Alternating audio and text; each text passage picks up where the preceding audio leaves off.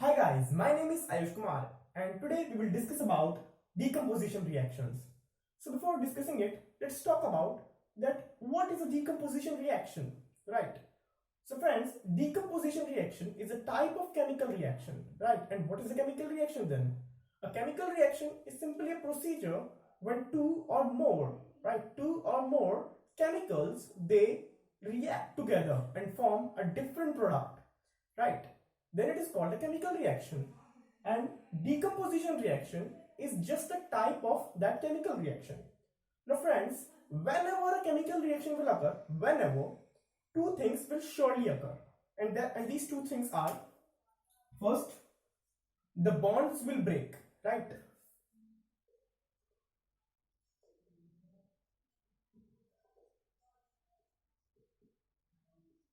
First thing, whenever a chemical reaction will occur, either the bonds will break or the bonds will make together.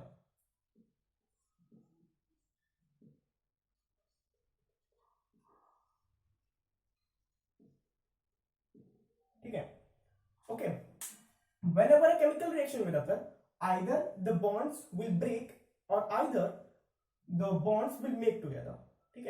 Okay. So whenever the bonds will make, that means whenever the bonds will combine.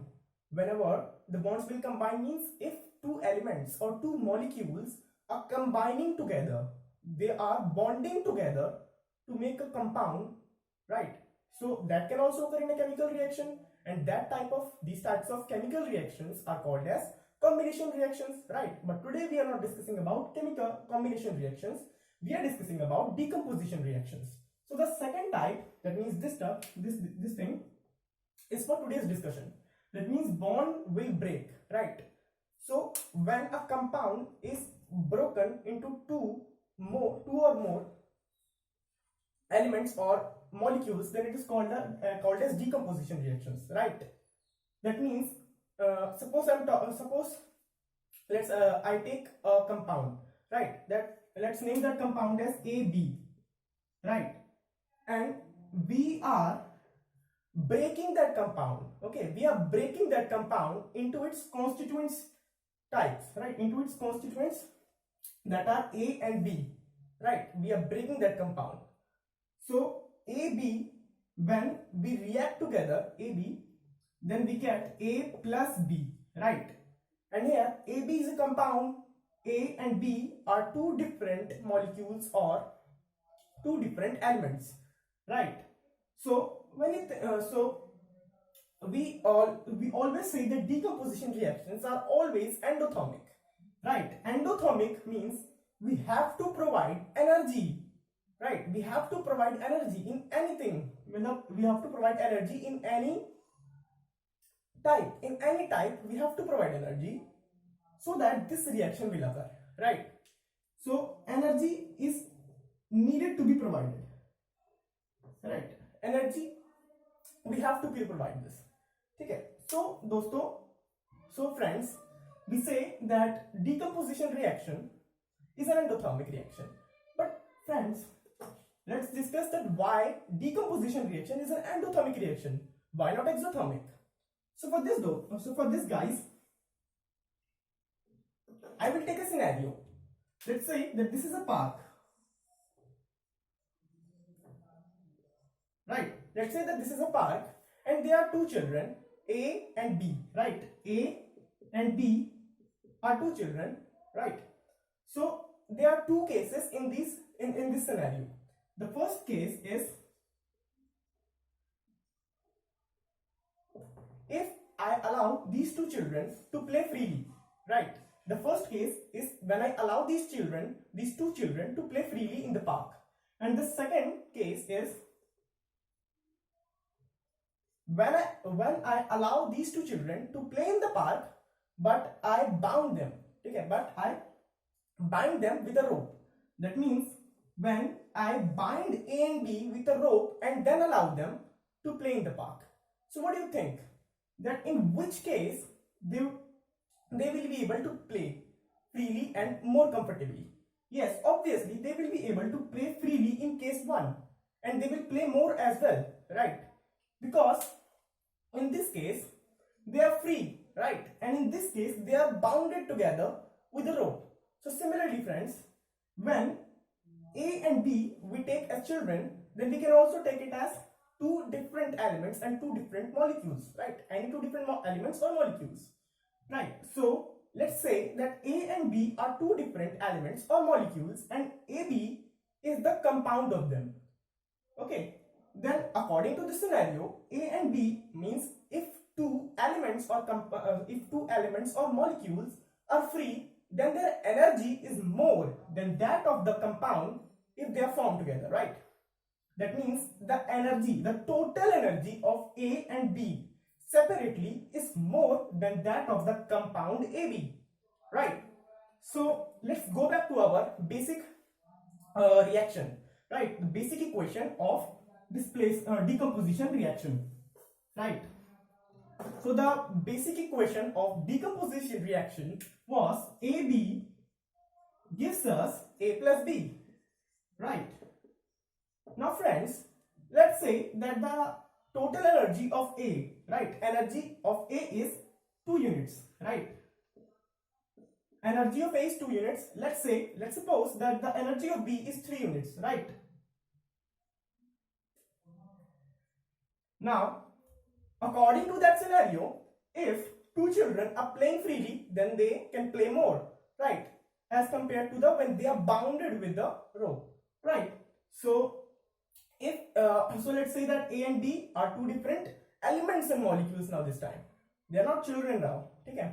Okay, so 2 units energy of A and there are 3 units energy of B. So the total energy of AB, let's say, is only 4 units, right? So you see here that the total energy of the compound AB is only 4 units, but the total energy of the product side, that is A plus B, total energy of the product side, right? Product side is 2 units plus 3 units, that is 5 units. Okay, total energy of the product side is 5 units, but total energy in the reactant side is only 4 units. So how can this reaction be happen? So for making this reaction to happen, you have to provide energy, right? And energy can be in any type, right? But you have to provide energy to make this reaction happen, right? And that's why when we are providing energy to make a reaction happen, then it is called an endothermic reaction, right? When energy is written in the reactant side, that means we are providing energy and then a chemical reaction is happening, then it's called an endothermic reaction. And that's why, friends, we call decomposition reaction as an endothermic reaction, and that's why we don't call it an exothermic reaction, right? Now let's discuss about some of the types of decomposition reactions, right? So friends, basically decomposition reactions are basically divided into the types of energy we provide. Friends, as we discussed that in decomposition reaction, it is necessary that we must provide energy so that the reaction will occur, right? We must provide energy. Now the question occurs then that which type of energy we should provide this, right? Energy can be in any form. Energy can be in the form of heat. Energy can be in the form of light. Energy can be in the form of electric also, right? Electricity, right? So there are basically three types of energy which we can provide to the reactant side so that the product side will occur, so that the reaction will occur, right? Basically these three types of energy that we can provide so that the decomposition reaction will occur, they are heat energy, they are light energy. We can also provide light energy, right? Now electric energy, right?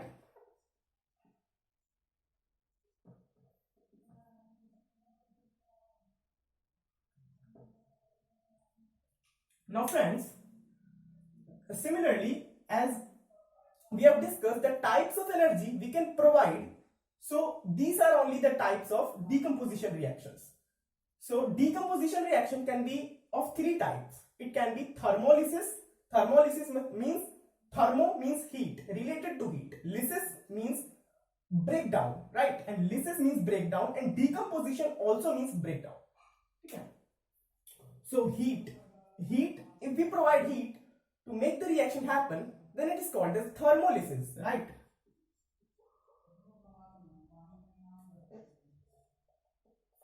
Then it is called as thermolysis. If we provide light energy to make the reaction happen, then it is called as photolysis, right? And the common example of photolysis is photosynthesis, right?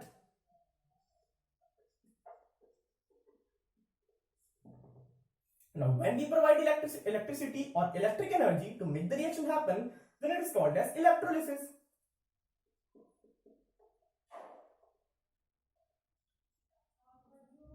Right.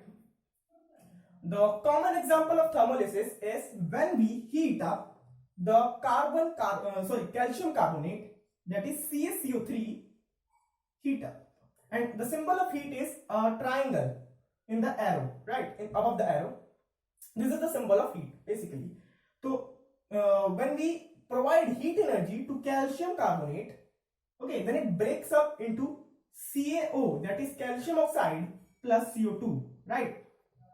So this is a type of thermolysis reaction, thermolysis decomposition reaction, in which we are providing energy in the form of heat. We are providing heat energy so that the reaction will occur, right? The common example of photolysis is, as we all know, photosynthesis. And another example of photolysis is when we provide light energy to silver bromide or silver chloride, then it break up into silver plus bromine or chlorine, right? The example of electrolysis, as we all know, is the electrolysis of water. That is, when we provide electric energy to H2O, then it breaks up into H2, that is hydrogen plus oxygen, right? So friends, thank you for watching my video.